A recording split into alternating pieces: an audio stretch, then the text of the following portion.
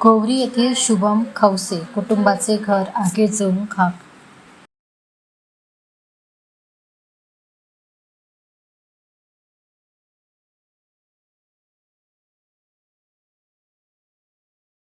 राजुरा तालुक्यातील गोवरी भागात शुभम खवसे नामक कुटुंबाच्या घराला आग लागून खूप नुकसान झाले. आगीचे कारण समजण्या अगोदरच गावातील तरुणांनी पुढाकार घेत घरातील स्फोटक वस्तू बाहेर काढून संपूर्ण गावाचे नुकसान व्हायचे वाचवले.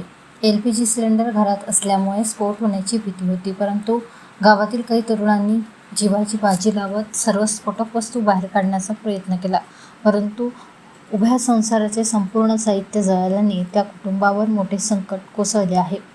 परिस्थितीची बाजू समजून घेत गावच्या प्रशासक, सरपंच आशाताई उरकुडे आणि शिवसेना नेते बबन उरकुडे यांनी घटनास्थळी पाहणी करून कुटुंबाला छोटी आर्थिक मदत देत आधार देण्याचा प्रयत्न केला.